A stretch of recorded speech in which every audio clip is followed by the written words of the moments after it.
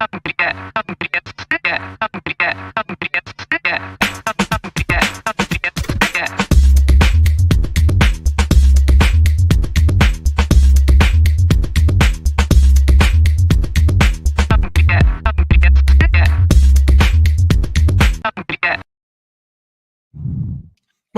Anthony. Have you ever heard about how FedEx was on the brink of collapse and saved by a Vegas gamble? That's right. Who says what happens in Vegas doesn't stays in Vegas? This didn't. Founder Fred Smith took the company's last $5,000 to a blackjack table and won $27,000 and covered their fuel bills, easy for you to say, to keep the planes flying. Talk about betting it all to keep cash flow going. Today we have a special guest, Anthony. Okay, Flashco. We're talking about Flashco today. It's Flashco. Yeah, it's fun. We have Marcus Norman, a serial entrepreneur. He's from St. Croix, but currently lives in Virginia.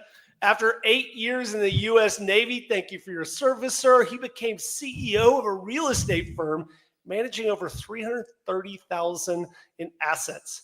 He's the host of the Gentleman Style podcast, which is why we've never been invited, because it's about gentlemen. And I only see one gentleman on this call. It's not you and me, Anthony. And is venturing into the CBD vending machine and cannabis industry. Marcus, welcome. It's great to see you. Why is cash flow so important, Marcus? Help, enlighten us. Let us know. We don't know these things. First off, thank you for having me. Thank you all for having me on your show. It's really important for numerous reasons, some obvious reasons, but things come to mind right off the bat is operational stability, right? You can't ensure that your business is operationally working without cash flow, and you want to manage your cash flow in a way that's very effective. And so one of the things that has always stuck at the forefront of mind when I learned it is, and it came from the military. The military, one of the things when you're having soldiers on the front line, you never want to get ahead of your bullets, bandages, and food. And so as you're advancing your troops, you never want to put your troops ahead of your bullets, bandages, and food, because obvious reasons. If you can't feed your troops, they're going to die. If they have no ammunition, they can't defend themselves and advance any further. And if you don't have bandages, you can't heal them and take care of them and keep them going. And so cash flow is that thing in your business that you should be effectively managing and keeping an eye on so that the business can grow in a very stable way. And that's hard to do, right? Because businesses flow up and down, and businesses often have the unique ability to operate in the red. And so that's a unique aspect that, the average person can't do, or is a new concept to them. And so you want to manage your cash flow in an effective way, in a smart way, in an intelligent way. The next opportunity that was unique to me is supplier relations. Maintaining strong relationships with your suppliers and cash flow and ensuring timely payments allows you to be the ability to negotiate for better terms later on. And so staying on top of your money and staying on top of those cash flow requirements is twofold, right? So making sure you can pay your suppliers, but also you want to make sure you're invoicing promptly as well, right? So you want to make sure that you're sending out those invoices for money due and having proper collections, whether it be a person or software in place. And so cash flow is just numerous avenues. And again, because you manage your cash flow in an effective way, your money never outpaces the debt instruments that you may have in place, and you're always able to manage and effectively take care of your people, your team, your vendors, and manage all those relationships in your employees, your staff, your team in an effective way. So that's some couple things that come to mind. But I'm profitable, man. So it doesn't matter because I'm profitable. So that's all I really look at is I'm making money. So it's cool, right? That is something I've actually heard. I actually kind of want to dig into that a little bit, Marcus, and talk a little bit. So you said a company can operate in the red. Mm-hmm.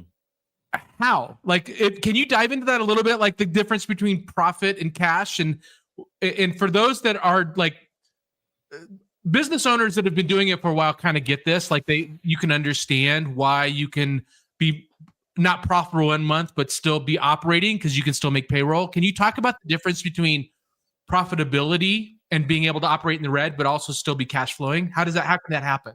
Absolutely. So that happens in several ways. I'll share examples that happened to me when dealing with vendors specifically. So I've gotten to a point where I have a net 30 and a net 60 account relationships with my vendors. So I can still receive goods and services and supplies, even though I don't have the cash right now to pay them.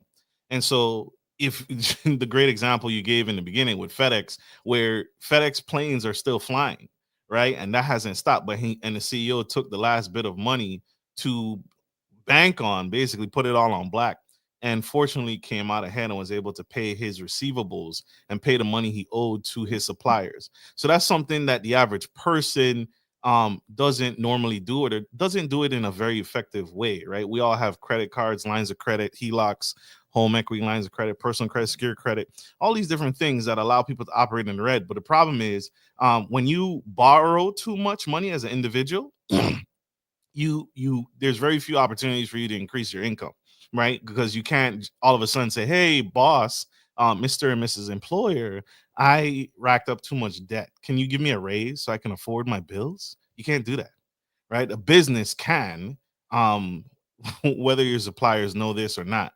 And so you can operate in the red, continue to operate, same thing with my the not ADP. I used to use ADP, but my payroll services. My payroll services can, because I had a good standing relationship for years, which is why I mentioned having good practice relationships with your suppliers. Because I had a good standing relationship, I asked them to continue payroll while I worked on my receivables and collect money that was owed to my company. And so those are two examples that I personally experienced in business where I was able to reach out to my payroll services and say, listen, I don't have all the money in the account. I will have all the money in the account, but I need you to pay my people and my team this pay cycle so that I can continue to operate. And because I maintain good relationships and always paid either early or on time, they were able to extend that to me for that month. And I was able to make payroll. Nobody quit. Nobody resigned. I took a bullseye target focus on my accounts receivable and find out which tenants owed me money and why am I not getting paid and why don't I have enough money to pay my bills. And so that is two examples that personally happened to me in business. And so just because you're profitable doesn't mean just because you have we often get that disconnect, right? There's money in the bank, but that money in the bank is not total of what you're supposed to have. But it looks like you're profitable, and we make the mistake. I made the mistake early on of spending out of that cash flow, out of my profits, out of my business, instead of cutting myself a regular salary. And so I needed to learn that as I grew my real estate empire. Did that help? Did that answer the question? Yeah, I like the fact it did great. Bullets, bandages, and food. Bullets, bandages. I love that. That's a great analogy. And then, yeah, you did kind of answer it. Essentially, what you're saying, if I can summarize that, is, you one of the ways to manage cash flow is essentially borrowing from money that's going to be coming in next month. Essentially, that's what you did. You can. You absolutely can. So, Marcus, let's kind of get into like what this actually means. So we know now that cash flow is super important. We actually kind of, and this is what I don't think I understood when I started my first company, that you have some levers, you have some ability to actually manage cash flow. I think one of the things that you said right off the bat is a little bit counterintuitive, though. one of the things you see in big companies is I pay my bills when I want to pay my bills. Mhm. I don't pay them early. I'm going to sit on my invoices. They get paid when I want to pay because I want to like slow roll all my vendors. But you're saying the opposite, right? Do early, pay people on time so you can do that later. Is that a fair way to say it? That is a fair way to say it. I promote that, right? Pay people on time. Everybody has bills to pay, even your suppliers and your vendors, especially when you're dealing with people who are not small, who are smaller businesses than you, or small business in general, right? That small business may be out of business because they're waiting on you to pay them. And so realizing that you need to have a heart, right? Not paying people because, well, I'm gonna just sit on this. I got 30 days. I got net 30 with this account. I got net 60, net 90 with this account. I'll hold it off. No, pay people, especially when tomorrow's not promised. COVID-19 flipped a lot of businesses on its head and showed the world who was swimming naked, right? When Tide pulled it. And so major airline companies who have been, I feel, upcharging us for a really long time showed their tail when they realized, well, we can't really cover these jets. We can't cover these flights. We need to send back some of these leased planes that we've been leasing for so long. Instead of why didn't you own the jets? Why didn't you have a fleet of jets that belong to, and I'm not going to say their name, but why didn't you own these jets? You've been flying for so long. You've been charging ridiculous prices for business class, first class. Why not? Why didn't you have a savings? And so yeah, it tests you as a business owner, and I think there's a morality to business, even though most people don't think that business owners are these, Mr. Monopoly hat wearer robber barons running around doing shady stuff.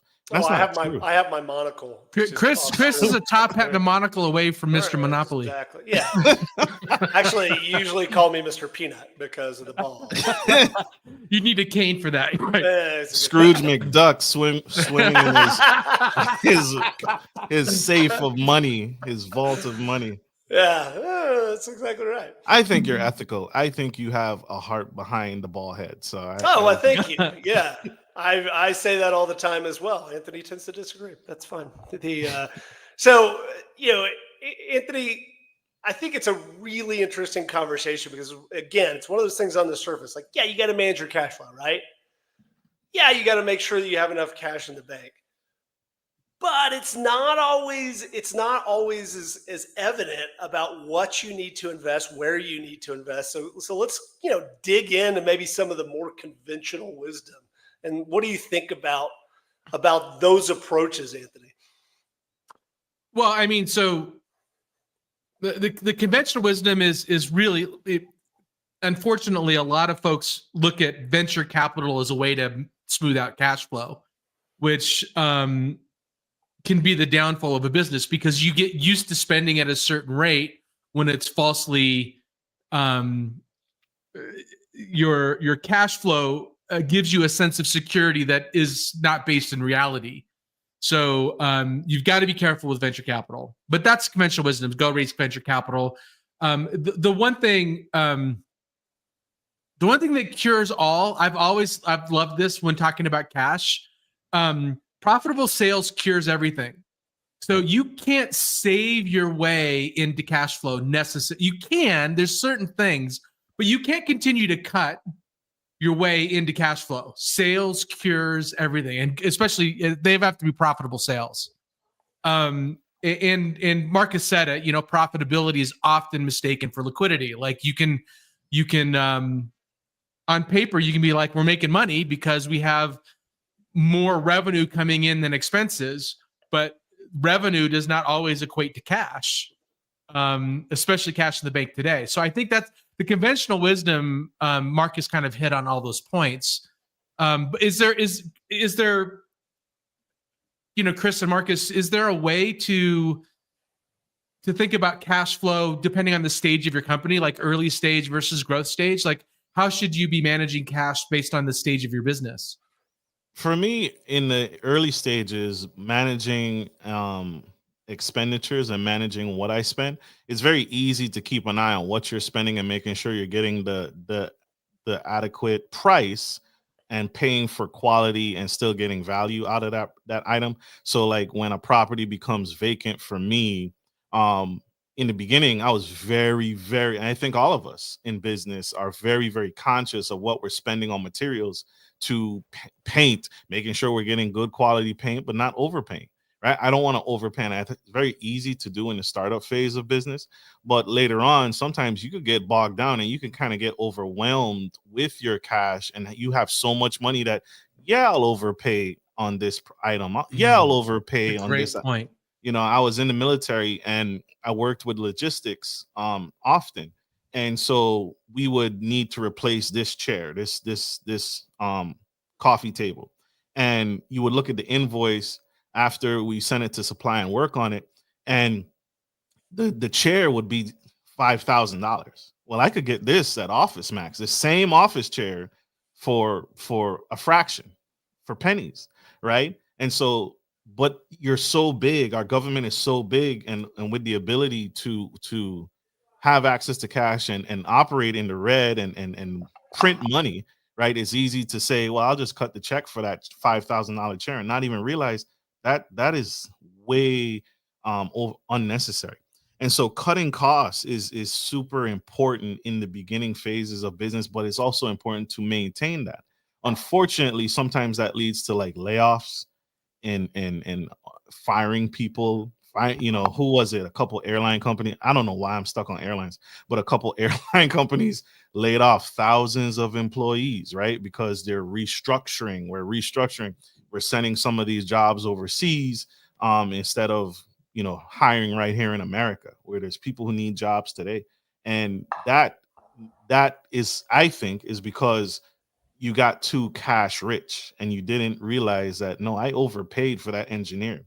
I overpaid for that salesperson. I overpaid for this staff member because I was flush with cash. I had PPP money, I had stimulus money, I had just an outpouring. The bank is giving me cheap money. And so, yeah, I'll overpay you. And now we're fixing all of that now. And so I think it's important to just stay that way throughout the duration of business. That's how I feel. But I think that's a really the underscoring of frugality is really interesting, because there's this balance that you need to strike. I mean, you're in real estate, Marcus, so you probably have to come across this all the time. I'll give you a quick story. I help businesses sell, right? So I do some M&A advisory work, and I was talking to this one business that, I told them about what the fee structure was and how it works, and they were like, "Oh, I don't know if we can do that fee structure. I don't want to miss payroll." And so they were very focused on an upfront retainer fee and not wanting to pay it. And then they started opening up their books to me, and they had $1.5 million in the bank. And it's like that that mindset of being extremely frugal is what I see a lot of very successful business owners do. Even though they're flush with cash, they look at every single penny that goes out the door. And I had a lot of respect. I'm like, you had the money, but I still respect the way you played the game, right? But there's also a point where you can become so frugal that you stifle the right investments. Can you talk a little bit about striking that balance? Absolutely. That is a balance. That's a balance I struggle with every day, where it's finding the opportunities to not overpay for something, and finding the opportunity to stay on track and not overhire and not overpay for people and quality people. And for me, that is something I struggle with every day. I'm constantly looking at what I'm doing in my books, reevaluating who I have on my team, who I'm working with.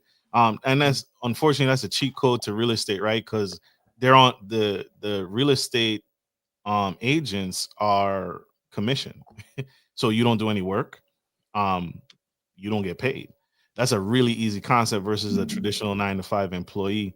So I struggle with that. And one of the things I do is, and I've taken on this philosophy, I can't take credit for this. I've taken on the philosophy of the Dave Ramsey model, which is you want to hire right. and you got to spend the time to hire correctly and hire people that are aligned with your core values, on mission. And really, in my business is it people willing to serve, people willing to give back, right? I don't want the sales agent that's going to hunt you down and hide in your bushes, right? I want a sales agents that can be still aggressive but still have some compassion and moral compass to them, so that you feel the heart of that sale and not be pushed into something that you're going to have buyer's remorse on later on.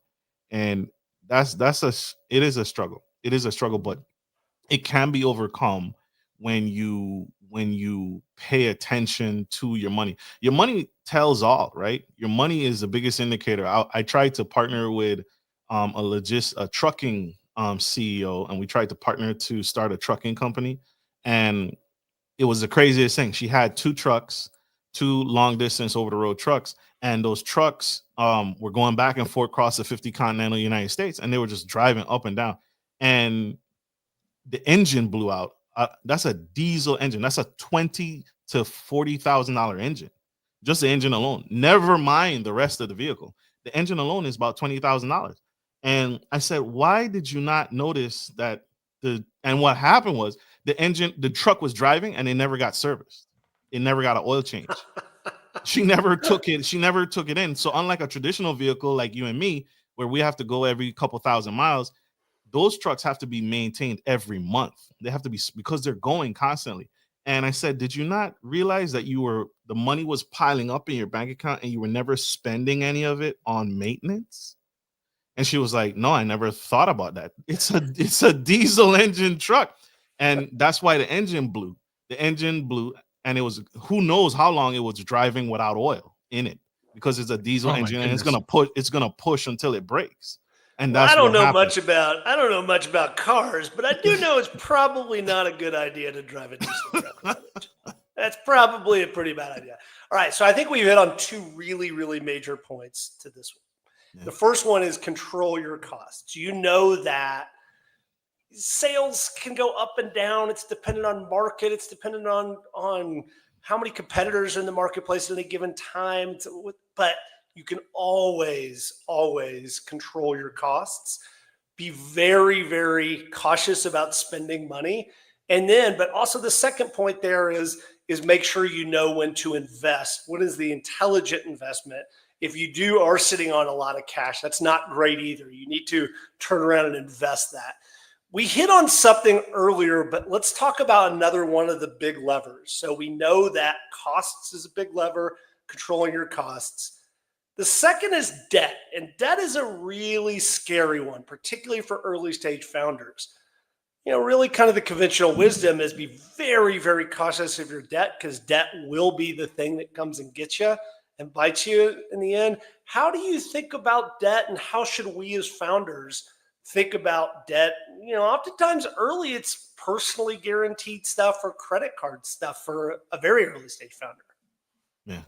Great question. And so debt is a big scary one. It's very intimidating, especially when you start getting lots of it. And what has worked for me is maintaining a big enough cash reserve. And that cash reserve doesn't necessarily have to be liquid cash. It can be cash reserve in the instance of life insurance, cash value life insurance. It can be insurance in general. So disability insurance, long-term care, short-term care insurance. There are some instances where you can transfer that risk of the debt to an agency, and that's something unique, right? And that's something unique to business. But maintaining a cash reserve, to me, is the best way to manage debt and manage the risk of debt taking out your business.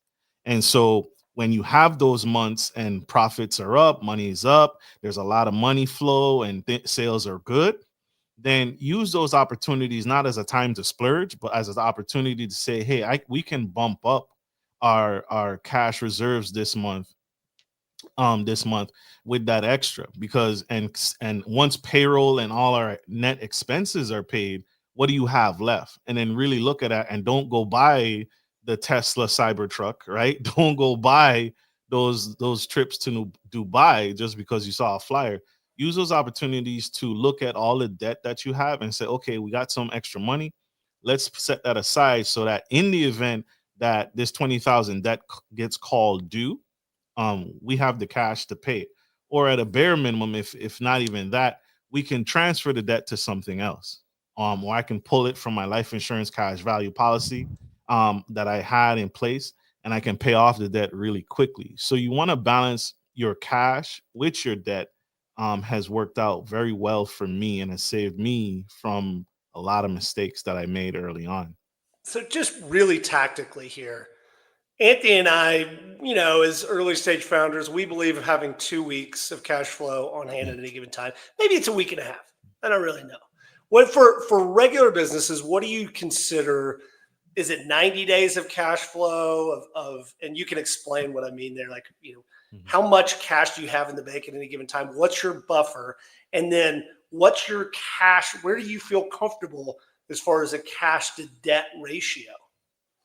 So my debt to cash flow and debt ratio is, I like to have at least half of what that equipment costs, right? And so I look at all my inventory and I like to proactively save for each of those items, right? And so when it comes to repairs, right, that washer and dryer that I just installed in one of my properties, I can look at that and project, okay, what is the average lifespan of a washer and dryer?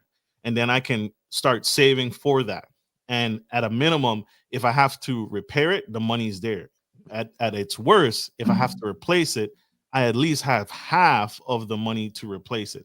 And so I look at everything that I'm doing and I take everything into account especially when works get done. So that's kind of the point of business that I have grown to. You may not, most businesses when they start may not be to that sophistication, but I encourage business, even in the startup phase, when you put something into your business, whether it be a work vehicle, when you incorporate that work vehicle, if it's borrowed money, you want to start saving up for the replacement of that vehicle, the management of that vehicle. You want to look, okay, I bought a Ford truck. Fix or repair daily is the acronym that I use. So I know this Ford truck is going to break on me.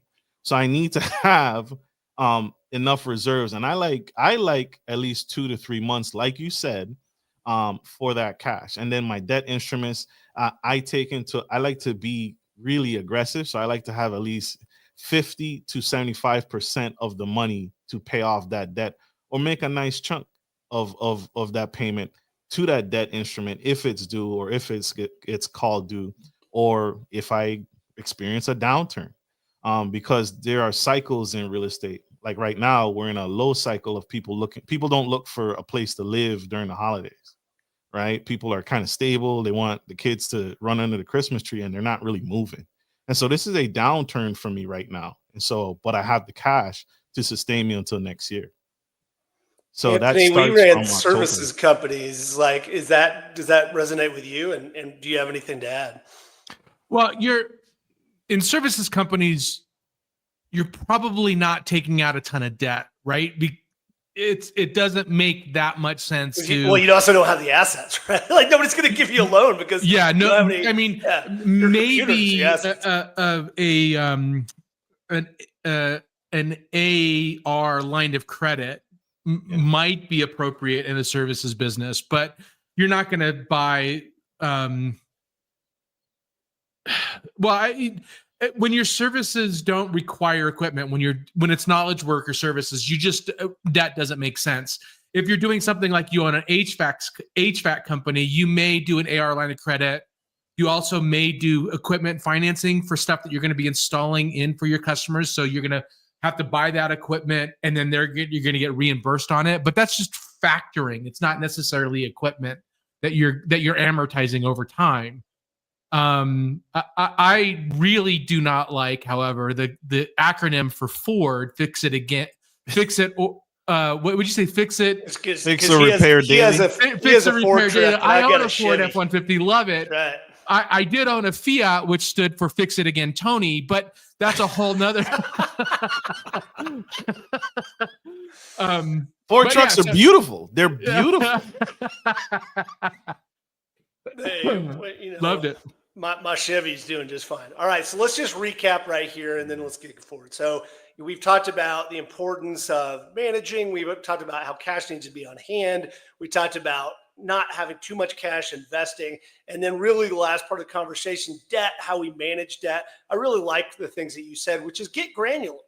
Get granular with your assets. Look at the depreciation, look at that, and make sure that you have enough cash to manage kind of not only the downturns, but also the expected bad shit that's going to happen, right? Like, that as soon as you get comfortable, as soon as you've got a bunch of cash in the bank, something's going to break. You're going to need to invest. It's the rule of thumb in business. Oh gosh, another bill came in that I wasn't expecting. It's just kind of been my experience for the entire time I've been in business. Every time I feel comfortable, the other shoe drops, lose a customer or something like that. I think it's a good piece. Anthony, take it from here. Yeah. So I'll try to wrap up with some how-tos that I've heard. And Marcus, I'd love you to kind of chime in on any of these that you think are wrong. So essentially, I love the quote from Cody Sanchez, who's the Main Street Millionaire. She says, "Money's a cruel mistress. If you ignore her, she'll leave you for someone else." I love that quote. And the other thing I learned. The other thing I think I learned from you, Marcus, is what Wesley Snipes says: if you do go to Vegas, always bet on black, which is something that I love that we got a Wesley Snipes reference on this podcast. That's amazing. All right. So the other thing I loved was, essentially you need to create a cash flow forecast, project income and expenses to anticipate shortages. Definitely negotiate payment terms, extend payables, and accelerate receivables. You like to play that a little bit differently, Marcus. Yeah, only after you made friends, right? Yeah. So, but if you negotiate terms up front, right? If you can ideally, if you can make your AP net 60 and your AR net 30, you're doing a positive for your cash flow, right? Yeah. Where you don't have to pay your bills for 60 days, but you get to invoice in 30 days. I think at least understanding where you stand and the terms on your contracts matter quite a bit in your cash flow. You said, Marcus, maintain a cash reserve, set aside funds for unexpected expenses or seasonality of your business. Monitor metrics regularly. Keep an eye on cash flow statements weekly. Cut unnecessary costs. We talked a little bit about that, and that I said you can't cut your way to profitability, but at the same time, frugality really does matter, especially when you're managing cash. Revenue is king. Diversify revenue streams if you can. Use financing wisely. Consider lines of credit or loans as safety nets, not crutches. And always consult financial experts like Chris and I just did here on this podcast. Chris, what did I miss, Marcus? No, nothing. You nailed it on the head. I really enjoy the HVAC technicians. They are the pros of managing cash flow and, like you said, liquidity. I really respect the trade. It's an impressive trade and because they almost transfer the debt to the client, right? It's like exactly right. Yeah. I have the condenser unit that you need. Pay me monthly for this condenser, but I've had this condenser, brand new, everything sitting in my warehouse. And so now they've created cash flow for themselves, and it's genius. I really respect the trade of technicians. So no, you hit it on the head, Mr. Frank. I mean, awesome. You want to look at Walmart. Walmart's the biggest company in the world for a while. They're the biggest company in the world because they paid their vendors net 90 and they turned their inventory like 1.5 times every 30 days. Like, it was incredible. Like, that's really, you print money when you do that. It's incredible. All right. Incredibly good conversation. Marcus, thanks so much. It's really critical. Cash flow is the thing. Pay attention to it. Balance is key. Make sure you understand it. Implement those strategies. One other thing, we didn't really talk about this, but we kind of touched all around it. Everybody's going to have a different rule of thumb for their cash flow, because everybody has different risk parameters that allow them to sleep at night. Like, what, Marcus, would you call yourself more conservative? Like, do you like more cash in the bank? It helps you sleep at night, or you're like, I don't care. I'm very conservative because I've been homeless before. Oh, geez. So so that is Yeah, something you really want to keep a yeah. bunch, and that money feels safe to you, right? It does. It does feel safe to me. It does feel safe to know that I can pay, my team out. I never want anyone to experience that. I never want anyone to fall low because of my poor planning. And so I take it to heart when I look at the money and I look at the cash on hand. And I do investing, right? I invest on the side in different things. But one of the things when I invest in business is I look at how liquid that cash is because I may need to pay Chris and Frank because Chris and Frank will come knocking on my door with a billy club. And That's right. so It's Franks and Franco, like it's forget about it. You know, yeah, but that's yeah. he'll break some kneecaps. Well, I'm the guy. You know what I'm saying? You know, But I never want anyone to experience that, and so it's a big net for me. It's a I, I big net. I think it's funny, and as we went through this whole podcast and we got to the heart of it at the end, but money is not just things on a balance sheet. Yeah. Money oftentimes deals with things like your own security and how you feel and what amount of risk you're willing to take. And just being honest with yourself, because I will tell you, having taken way more risk than I probably should have early in my career. And it had negative impacts on my life, on my relationships, on me being able to sleep at night. And just starting to be honest about those things and realizing that money is not just money. It is something that has to do with how safe you feel at any given moment. Really, really good conversation. Great conversation. Yeah, deep dive recommendations. Profit First by Mike Makalowicz. Easy for me to say. Wids. Yeah. Michaelowicz. There you go. The Cash Flow Quadrant. But Jesus, these names today, Anthony. The Cash Flow Quadrant by Robert Kiyosaki. Simple Numbers, Straight Talk, Big Profits by George Crabtree. Greg Crabtree. By Greg Crabtree. What did I say? You said George. Jeff freaking golly, my Texas mouth this morning is having a hard time. TED Talk, How to Manage Cash Flow by Aid SFSO. Gee, it's like you did these just to trick me this morning, Anthony. This is crazy. All right. Masters of Scale. I do know this one. I've listened to this one. Reed Hoffman does a great episode on managing cash on the Masters of Scale podcast. The Importance of Cash Flow Management in Entrepreneur Magazine. And Traction, the book by Gino Wickman. We talk about it all the time. Yeah. He's the EOS guy. Really good way, good healthy way to manage cash flow as part of your metrics on a week in, week out basis. Great conversation. Anthony, close us out. Give Marcus some love. What do we got coming up? Well, so our next episode, we're going to be talking about strategy versus execution.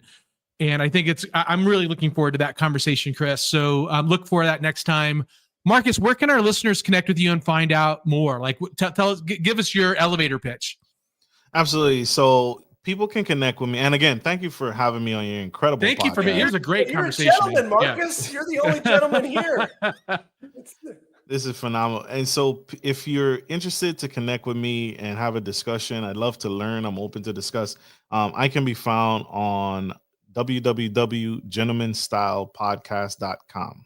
And that'll link you to everything. And so I go by Marcus Norman, but gentlemanstylepodcast.com. That's where people can find me, and we can talk. I'm open to learn. I'm open to listen. I'm also willing to give.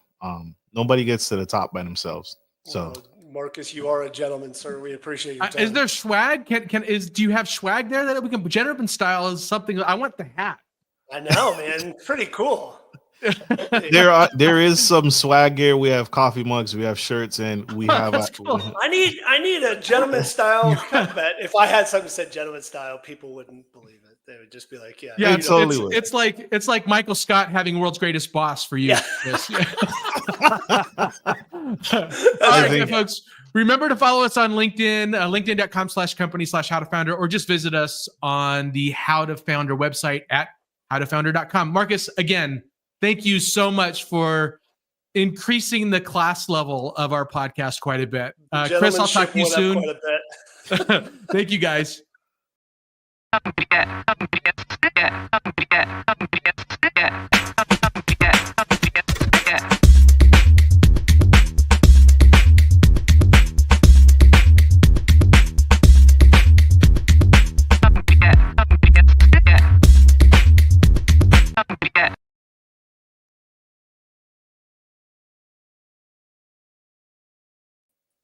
All right, that was great.